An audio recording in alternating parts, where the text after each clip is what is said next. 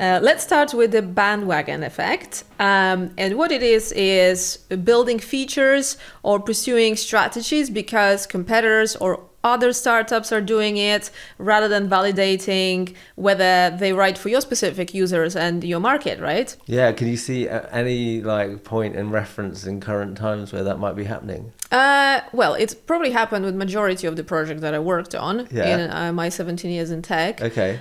Which is, again, it's a normal behavior that we feel pressure that our product needs to have the same solutions that other competitors' products, right? Yeah. And I told you before, I have worked in a couple of places where there's literally a table of comparison, which, you know, how our product compares to 3 other top competitors, what features they have and what features we have. Yeah. And to some degree, I understand it's good for analysis, but like copying exactly what they have without validating that it's applicable for our customers could be the easiest way to waste your money. Completely agreed, yeah. Have you seen that at any of your projects? Yeah, I was thinking about the kind of AI trend. Oh, okay, we'll go for it then. Kind of, well, just the obvious is like everywhere. And it's just been thrown into every single product online now. And I feel like probably 80% of people throwing it into their products aren't really understanding how to take advantage of it. How does it fit in for my customers? How am I using it as a differentiator, as opposed to just saying, yeah, we've got AI. It's like, how is that actually working?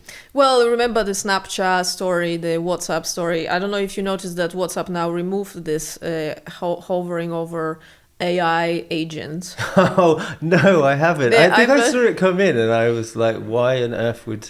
When they introduced it, I was like, what is it even doing? So I pressed it and it was like search through chats or chat to it the same way you would chat to ChatGPT. And I'm like, why would just go and chat to ChatGPT then? Like, why I would be doing it in WhatsApp? Or how about I just chat to the people in the groups I have in my WhatsApp? Yeah.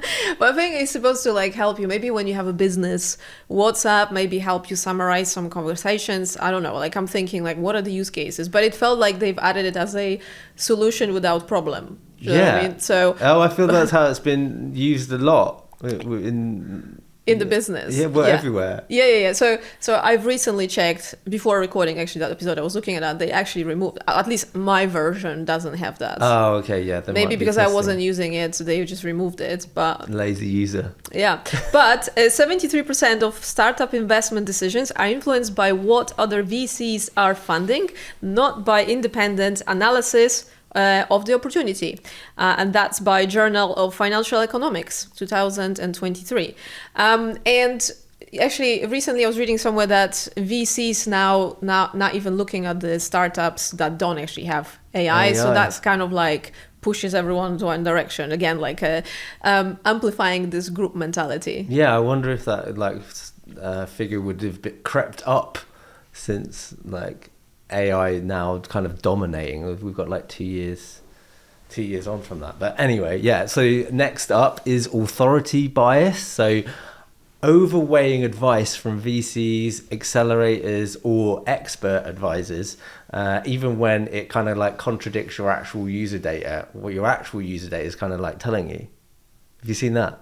Yeah, well, of course, yeah, we see it all the time. I mean, we just said that, right? That VCs are telling everyone to do, well, not telling everyone. They just don't fund startups. They don't have AI, right? So that's kind of like authority element here. Yeah, and I was chatting to one startup a few months back, and they were talking about the kind of panel advisors that they brought on board, and one of them happened to be a like particular specialism within like the wellness space. So then they were moving their kind of fitness app focus from what it was in the particular field, because it's like an athlete that was using that platform, and then trying to bring in this element of wellness. And I was thinking, oh, that's really interesting, because I wonder if it is something that core group of like athletes are particularly asking for. I mean, it makes sense who's not asking for wellness, but I was thinking how much of that decision is coming from the specific advisor brought on board to